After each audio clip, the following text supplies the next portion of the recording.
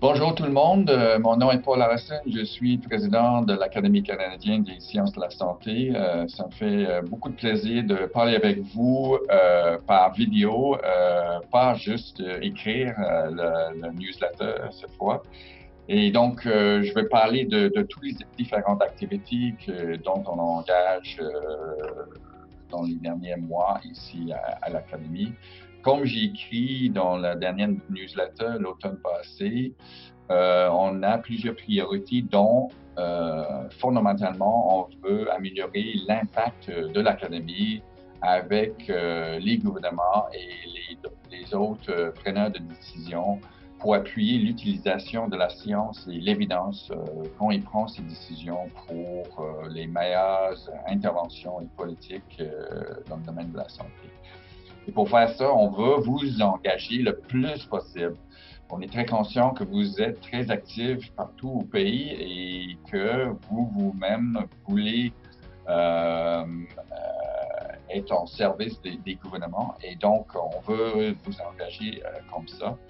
On veut aussi avoir plus de diversité dans nos fellows. Fait que dans l'appel pour les nominations cette année, on a vraiment essayé d'aller dehors juste les universités et les instituts de recherche classiques pour chercher d'autres nominés dans les gouvernements et dans le secteur privé aussi. Et aussi, finalement, une autre priorité, c'est de chercher les sous pour faire tout ce qu'on peut faire, parce que, évidemment, ça prend les ressources pour faire toutes ces différentes activités.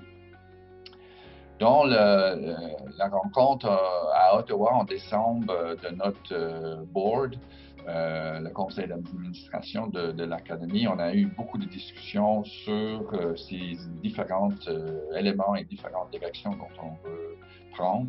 Et on a eu des bonnes rencontres avec différentes leaders dans les différentes agences comme le ministère de la Santé, euh, à Ottawa, le Public Health Agency of Canada, le Canadian Food Inspection Agency, puis l'Association médicale du Canada. Donc, on a eu des bonnes rencontres. On a expliqué un peu qui on est, l'Académie, c'est qui nos membres, vous, et l'incroyable diversité en termes d'expertise et de domaine de la santé, et le fait qu'on veut travailler avec eux. Puis, on est conscient que nos assessments sont des travaux de qualité, mais ça prend du temps. Puis souvent, les gouvernements ont besoin de conseils assez vite pour prendre des décisions assez vite. Et donc, le coronavirus, c'est un exemple assez présent de ça. Et vous avez déjà lu, j'imagine, notre courriel où on a cherché les experts parmi nos membres pour donner ces noms au gouvernement.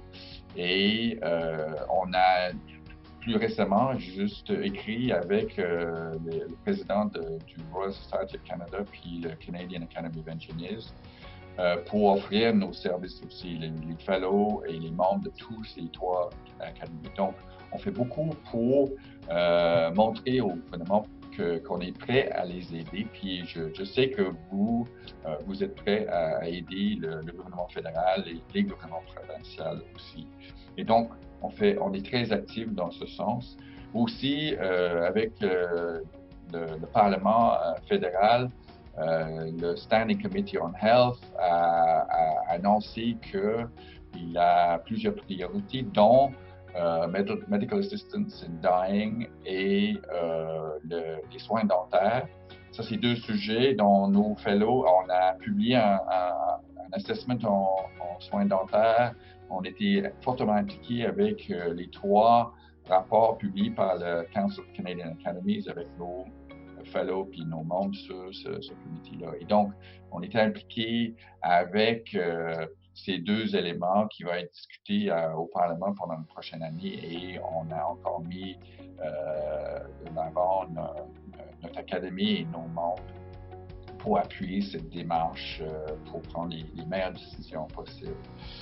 On est aussi très actif dans les régions. On a dernièrement eu des activités, des événements en Nouvelle-Écosse, en Saskatchewan, et dans un avenir proche, il va y avoir un autre événement en Colombie-Britannique.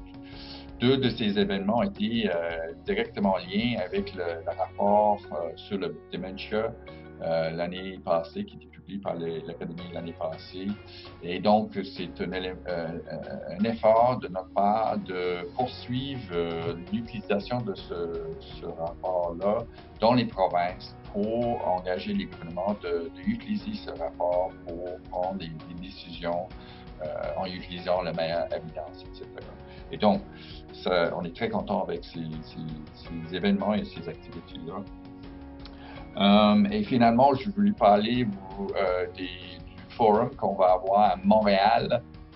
Et donc, tous vous, nos fellows, nos membres du Québec, on espère que vous allez venir à Montréal en septembre pour notre forum. Mais aussi, on va aller ailleurs dans le pays. On a décidé pour aider l'engagement avec nos différents fellows. On va aller à Toronto en 2021, puis à Halifax en 2022. Et donc, j'espère qu'on va vous voir dans ces deux lieux aussi dans les années à venir.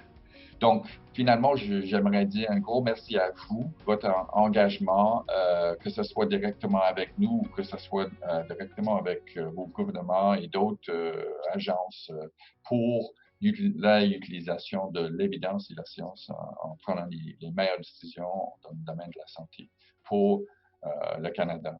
Merci aussi de Serge B, notre Chief Executive Officer, puis toute son équipe à Flagship Solutions. Ils ont travaillé très fort dans toutes ces différentes activités dont je viens de parler. Puis, je remercie beaucoup son équipe et j'aimerais remercier tout le monde qui est impliqué dans nos comités, notre conseil d'administration et toutes nos différentes activités régionales, etc. Merci beaucoup et au revoir.